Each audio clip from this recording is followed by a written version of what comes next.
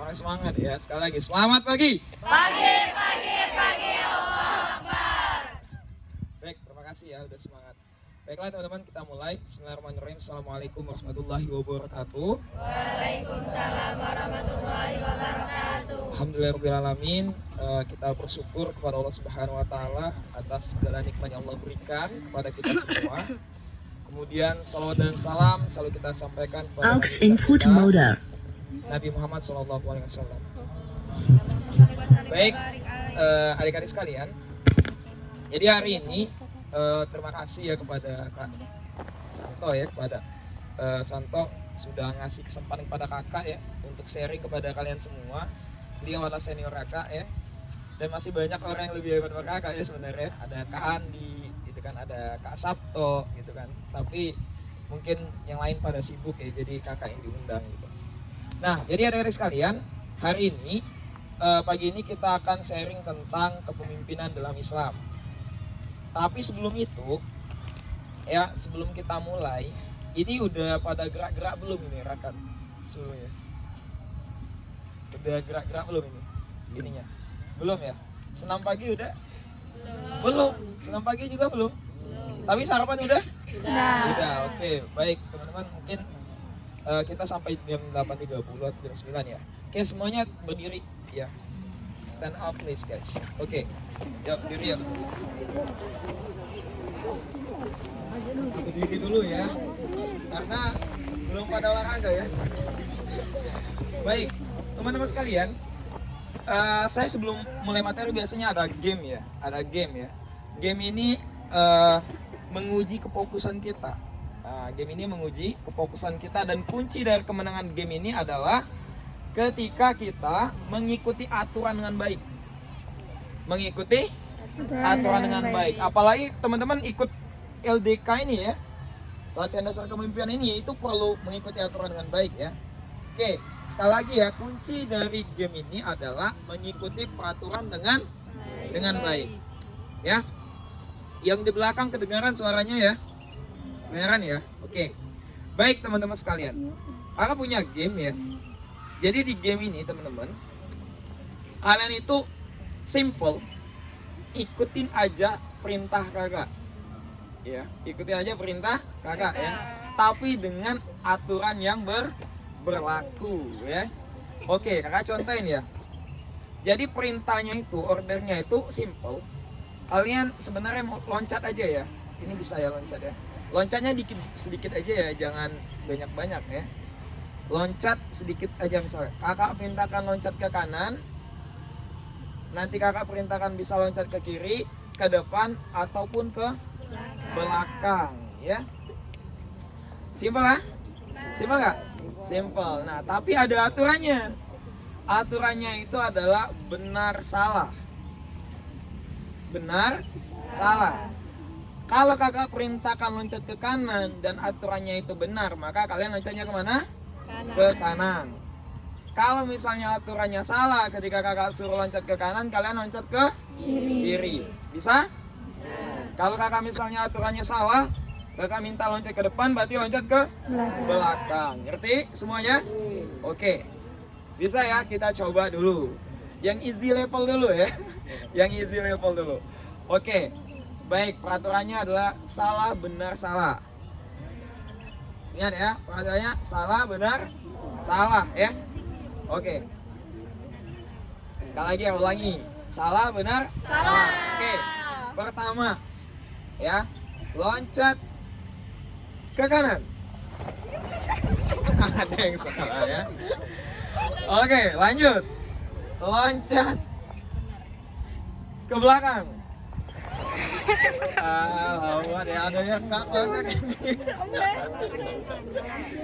Oke, lanjut. Loncat ke belakang.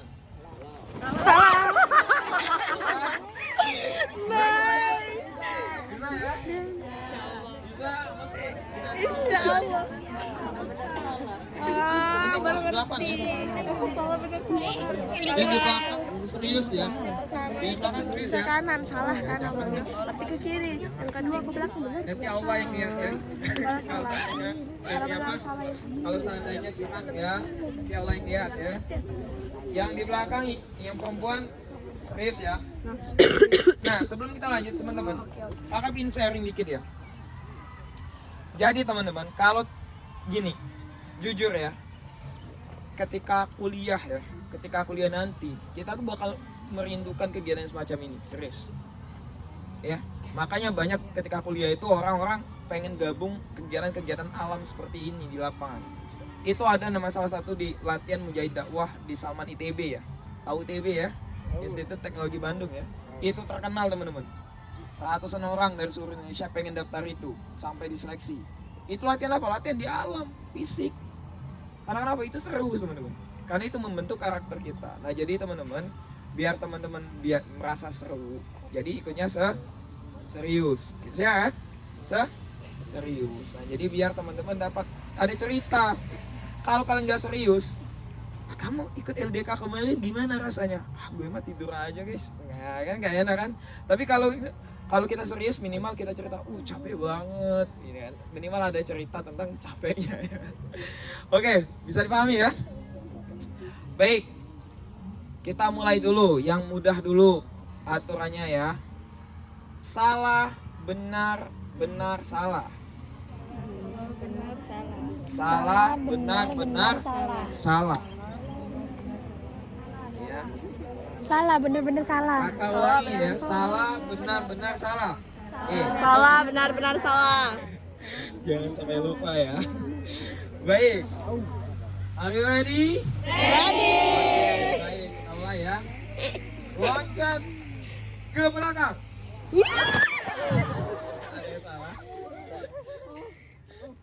Ada yang salah? Nih. Sama juga. Loncat ke depan. Bener. Ya, loncat ke depan. Terakhir, loncat ke depan.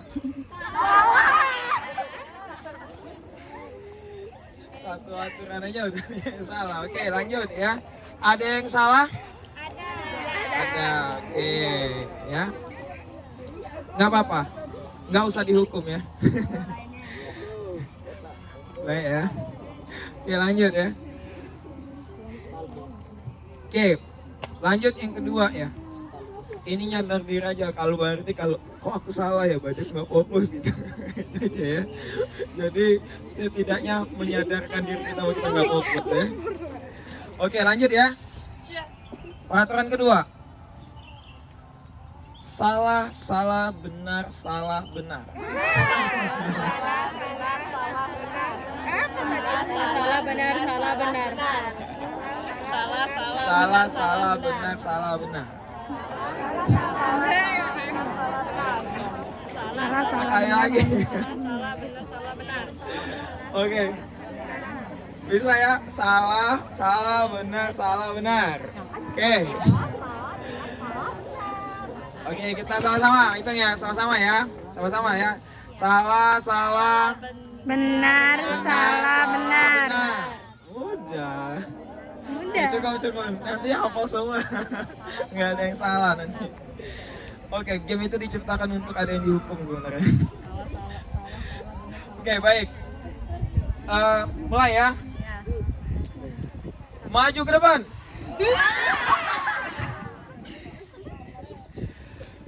Maju ke belakang.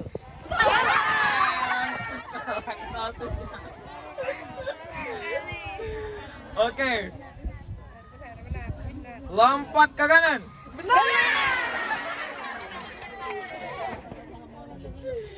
Lompat ke kiri. Oke, nyantai. Ngepas ya situ sudah ya. Dan terakhir, habis ya? Habis. Ya, silakan bukan semuanya. Satu lagi. Benar. Oh, satu lagi. Oke, satu lagi. Loncat ke kanan.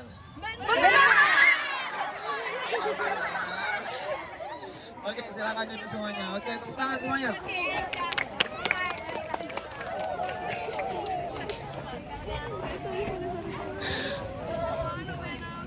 Yang perempuan banyak salah ya.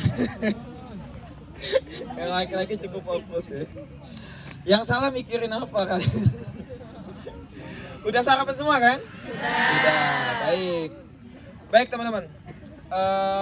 Kita mulai materinya. Siapkan buku dan penanya ya. Oke. Sebelum itu semari nyiapkan buku dan penanya. Sekali lagi kenalin nama kakak Muhammad Kahfi ya. Namanya Muhammad Kahfi ya. Panggil aja Kak Kahfi. No don't call me Om ya. Jangan Om ya. Om Kahfi nggak cocok ya. Cocoknya kakak gitu. Mamang. Mamang ya. Maybe sebenarnya umuran kalian bisa jadi manggilnya aku Mamang kalau di dusun ya. Ya. Di dusun karena kan ada keluarga ya. Mamang Kahfi. Mang Kahfi. Tapi jangan ya. Kalau kakak jauh, belum punya anak ya, punya cucu ya. Jadi panggil aja Kak Kahfi ya. Kakak dari Tanjung Alai, desa Tanjung Alai. Tanjung Alai. Ya. Gimana? Oke, cocok nggak dengan kakak ya? Cocok ya, desa Tanjung Alai. Tanjung Oke. Desa Tanjung Alai itu di Tanjung Kayu Lebay. Agung, kiri Kijang. Tanjung Kalau Lebay. tahu kalian, tahu Kijang nggak? Oh hewannya, namanya Kijang ya. Mobil. Apa? Mobil. Ada neneknya? Di mana?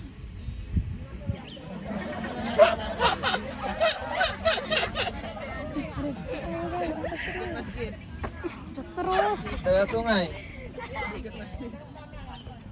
Kijang itu Mobil. daerahnya itu strukturnya mengiringi sungai, panjang sungainya. Berarti sungai yang mana nih?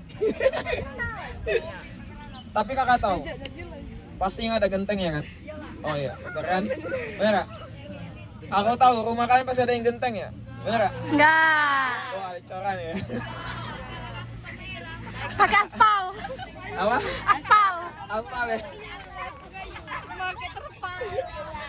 Oh iya ini ya, apa coran ya? Kadang pisang ya? Pisang. Oke. Pakai kardus. Baik teman-teman, kita santai aja. Nah, masuk akad kayak gini ya, kita nikmati keseruannya, santai aja. Jadi yang penting kita itu seru teman-teman, bawa ketawa aja. Tapi yang penting disiplin, tepat waktu kayak gitu ya. Ya. Jadi biar teman-teman bisa ada kenang-kenangannya gitu kan. Ya seru kayak gitu, kotor-kotoran, mandian lumpur, banyak nyamuk gitu kan. Seru kan? Jadi kalau ketika dewasa nanti kita bisa cerita, nah bapak dulu lumpur-lumpuran biasa baik, nyamuk biasa baik tiap malam ngitung nyamuk. Biasa sama ya. Iya. Nah baik, sini orang Palembang semua.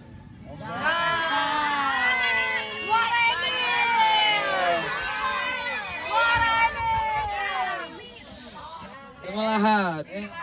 Yang merasa paling jauh.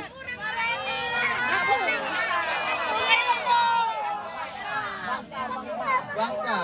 Oh Bangka. Apa? Oh Bangka. Ada yang dari Papua? Kate. Waliska. Raja dari Papua. Oh iya. Oh iya. India ya. Oke ya. Baik. Karena teman-teman orang Palembang semua ya.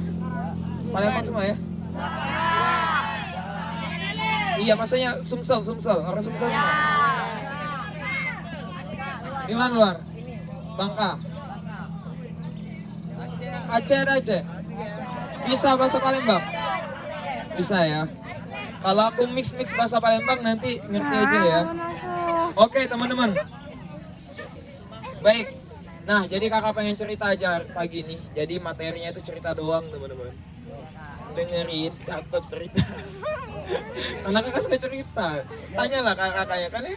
Kalau kakak suka cerita kan ya. Ngomong lah. Gak capek-capek ya. Baik teman-teman, kakak pengen cerita ya. Jadi zaman dahulu kala Dahulu kala ini ya. Ada kancil. Jadi zaman dahulu kala teman-teman, adik-adik sekalian, itu ada sebuah kerajaan. Wah, kerajaan nih. Kerajaan ini kuat banget. Pertahanannya paling kuat di dunia waktu itu. Ya. Paling kuat. Ya. Sulit orang menembusnya. Ya, bahkan teman-teman sekalian bahkan ya dari zamannya Khalifah Umayyah ya, ini Khalifah keislaman Umayyah ya, Abbasiyah Umayyah gitu kan. Nah, itu teman-teman sekalian sampai beratus tahun-tahun kemudian itu belum ada yang menaklukkannya. Kerajaan ini. Kerajaan ini adalah kerajaan Kristen ya. Nah, ini adalah kerajaan atau kekaisaran Romawi Timur waktu itu. Nama kerajaannya ada yang tahu nggak? Apa? Konstantinopel itu adalah ibu kotanya. Istanbul itu dari kerajaannya itu namanya adalah Kekaisaran Bizantium. Ya, Bizantium. Nah, ibu kotanya itu adalah Konstantinopel. Nah, jadi teman-teman sekalian, itu kerajaannya itu pertahanannya kuat banget dari zaman Khalifah Umayyah gitu kan, beratus tahun kemudian itu nggak ada yang mampu teman-teman menyebol dindingnya itu, karena dinding itu dibangun oleh pendiri kerajaannya siapa? Konstantin I. Itu adalah pendiri kerajaan dari Bizantium ya. Nah teman-teman, ini sudah semua kan dengar ceritanya ya? Belum. Udah, ada yang sudah, ada belum ya? Oke, baik. Ada yang sudah, ada yang belum. Tapi kita akan bedah ya. Yang sudah nanti kita akan bedah lebih dalam ya. Nah teman-teman, jadi kerajaan ini kan sulit ditembus nih ya. Sulit ditembus gitu kan ya. Makanya teman-teman sekalian, dicoba oleh berbagai kerajaan Islam atau kesultanan Islam itu berkali-kali gitu kan, dicoba tapi nggak tembus-tembus juga. Dan pada akhirnya teman-teman sekalian, kerajaan ini juga bisa tembus, bisa ditaklukkan, pertahanannya bisa runtuh oleh siapa? Oleh seorang pemuda. Pemuda teman-teman. Jadi menariknya di sini, kenapa kakak hari ini mengambil kisah ini sebagai konteks kepemimpinan, materi kepemimpinan hari ini, karena kakak melihat kalian semua ini adalah orang-orang muda. Muda bu, ya berapa umurnya?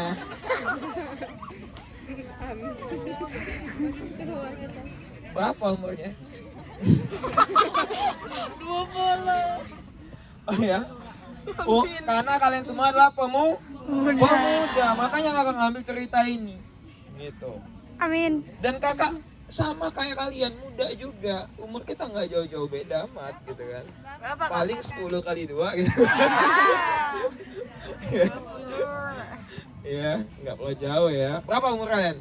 14 tahun. 13 tahun. Wah, bukan 10 kali 2 ini mah 6 kali 2. Ya, paling 6 kali 2 ya. Umur kita beda cuma 6 kali 2 tahun. Low battery. Baik. Please charge. Nah, Power teman-teman, off. kita lanjut ya. Nah, cek. Nggak apa-apa. Nah, kita lanjut ya. Nah, jadi ya, kerajaan yang pertahanan bentengnya terkuat di dunia, dindingnya itu teman-teman, pertahanan kerajaannya itu bisa runtuh setelah ratusan tahun dicoba oleh para pendahulunya, dan itu adalah orang dewasa. Dan pada akhirnya itu bisa ditaklukkan siapa? Oleh pemuda, teman-teman. Siapa namanya? Muhammad Al-Fatih. Nah, namanya itu adalah Muhammad Al-Fatih. Nama aslinya itu adalah Muhammad II. Gelarnya itu Al-Fatih, yang artinya apa?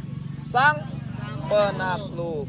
Nah, teman-teman, ya, coba kita ambil pelajaran dari Muhammad Al-Fatih muda ini gitu. Di sini umurnya 13 tahun ya. 13 tahun ya. 12 tahun. 14 tahun. 14 tahun.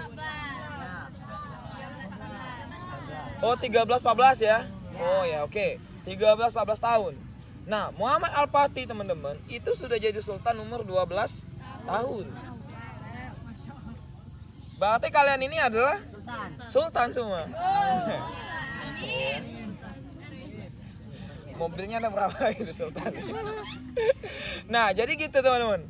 Nah, tapi di sini kita akan cerita teman-teman. Kita cerita lagi nih. Ada beberapa hal teman-teman yang perlu kita ambil hikmah dari sini ya. Ya, bahwa bagaimana kita pengen ngambil ya karakter kepemimpinan dari Muhammad Al-Fatih ini untuk kita terapkan di dalam diri kita dan kita jalankan di keseharian kita. Nah, BTW teman-teman, kalian harus tahu nih, Muhammad Al-Fatih itu kecilnya dulu manja. Anaknya manja. Dia manja banget. Karena kenapa? Anak sultan, guys. Rapatar lah kata-kata ya. Kayak Rapatar tuh ya. Anak-anaknya Raffi Ahmad manja kan? Ya, anak sultan Raffi Ahmad kan. Nah, jadi Muhammad Al-Fatih ini dari kecil dulu manja. Orangnya manja gitu kan, selalu berlindung di belakang bapaknya, mana-mana ngintil bapaknya gitu kan. Tapi teman-teman sekalian, inilah seorang orang tua ya, orang tua dari Muhammad Al-Fatih menghadirkan seorang ulama namanya A.A. Syamsuddin. Inilah guru beliau yang mendidik Muhammad Al-Fatih ini sehingga menjadi seorang sultan, sabar gitu kan. Ya.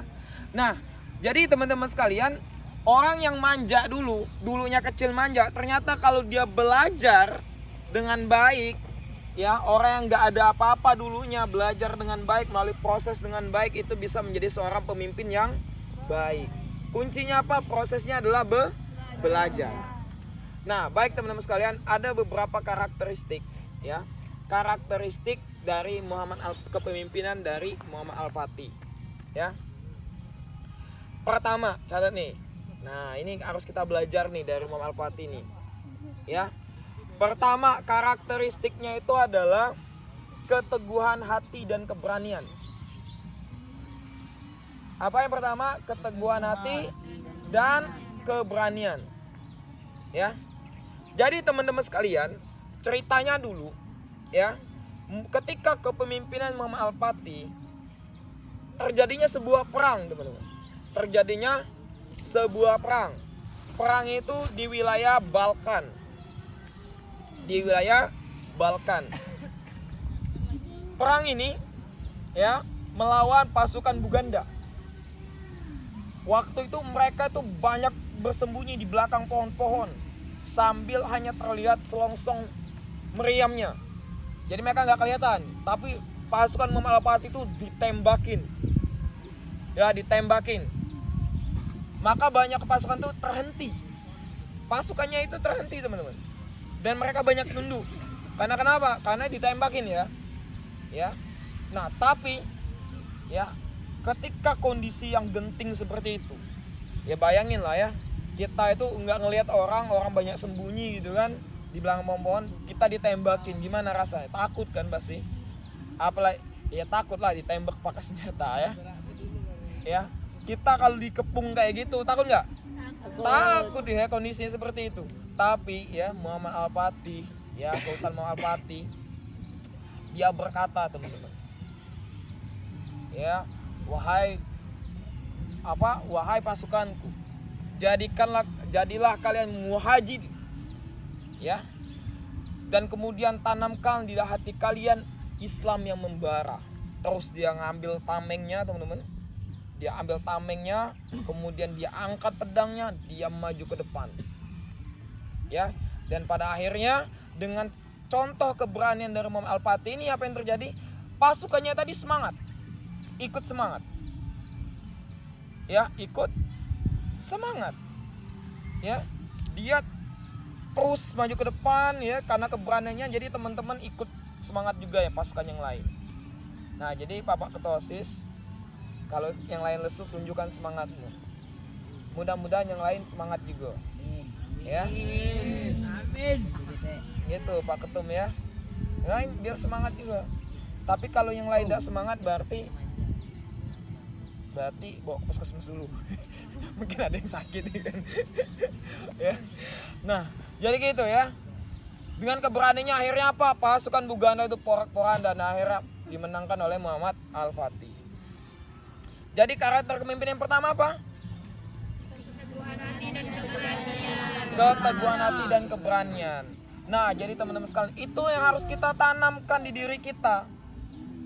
Harus memiliki keteguhan hati dan keberanian. Harus menjadi orang yang pemberani. Jangan takut gitu. Ya. Misalnya nih ya, misalnya malam, misalnya disuruh jurit malam, misalnya di jalan-jalan gelap misalnya. Ya, harus berani. Ada jurit malam ya? Nggak ada ya Mas ini. Suruh malam jalan sendirian malam-malam misalnya, kan biasanya di pramuka itu ya. Soalnya harus berani. Kemudian ada masalah ya harus berani dihadapin. Ya. Apapun itu harus berani kita hadapin. Jadilah seorang yang pemberani dan memiliki keteguhan hati. Tapi berani di sini apa? Berani dalam kebenaran. Ya, jangan kalau kita salah, malah kita ngotot, jangan. Tapi beranilah juga ketika kita salah, berani untuk mengakui kesalahan. Ya. Kalau kita salah, teman-teman akui saja. Apa yang salah dengan orang yang mengakui kesalahannya? Ada nggak? Justru orang yang mengakui kesalahannya itulah orang yang mulia. Bener nggak? Bener. Karena kenapa? Dia udah berani, udah jujur dengan diri dia, gitu kan? Dia berani mengakui kesalahan. Kebanyakan kita adalah kalau kita salah nggak ngaku, bener nggak? Kalau salah nggak ngaku, gitu kan? Nggak berani bertanggung jawab, iya kan?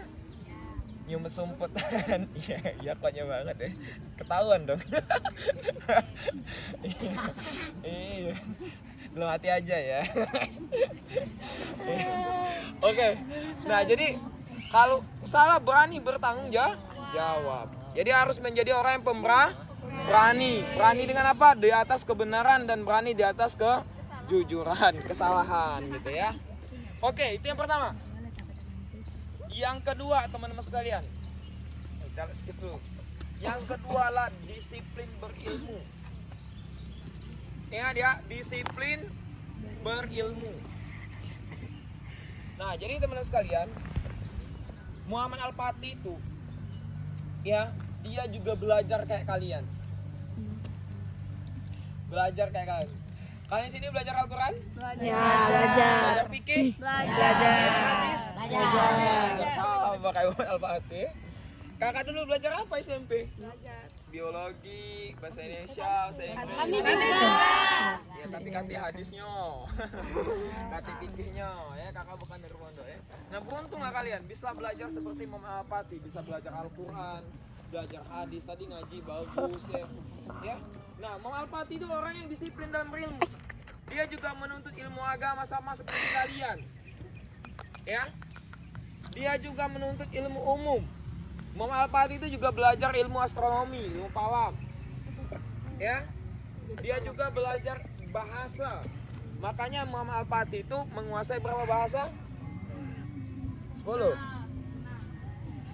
Oke, bahasa yang dikuasai itulah bahasa Arab, Bahasa Indonesia. bahasa Persia, Jepang. bahasa Turki, ya bahasa Turki, bahasa Korea, bahasa Arab, gitu kan? Bahasa Filipin. Nah, ayo teman-teman sini, gini ya.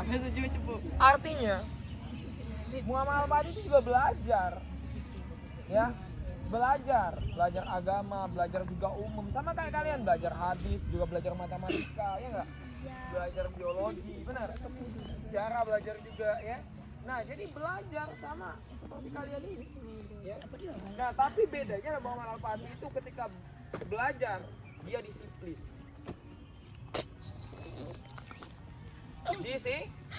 Disiplin. Ya, hadirnya tepat waktu.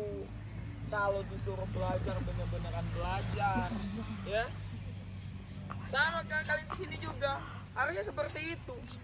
Jadi ketika kalian di sini, ya, untuk menjadi apa karakter kepemimpinan seperti Muhammad Al-Fatih, next generation gitu kan, kayak kalian ini, kalian juga harus disiplin dalam belajar, ya.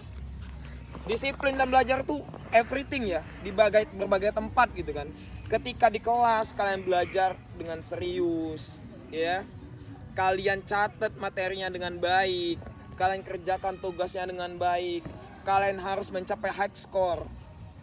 Jadi teman-teman sekalian, teman-teman harus punya ambisi juga gitu kan, belajar itu harus sampai ke high score ya, harus ngasih nilai terbaik ya. Jadi harus dapat nilai yang terbaik, disiplin belajarnya ya, rajin.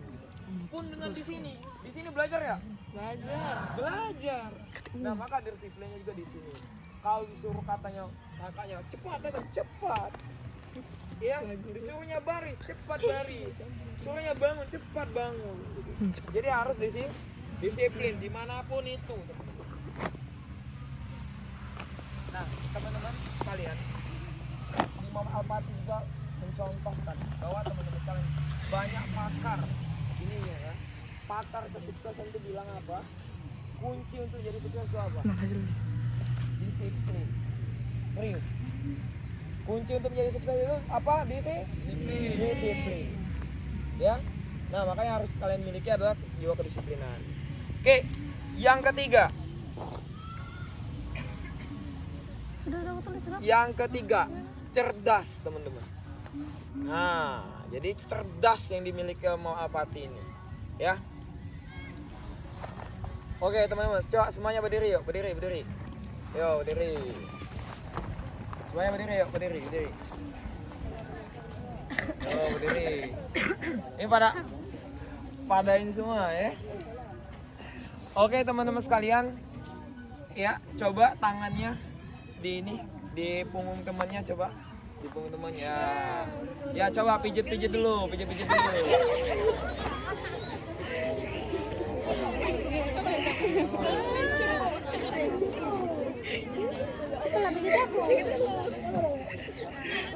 Jangan di situ, di sini. Jangan dekat leher. Pada ngantuk ini ya, pijit dulu. Ya, tukar. Balik.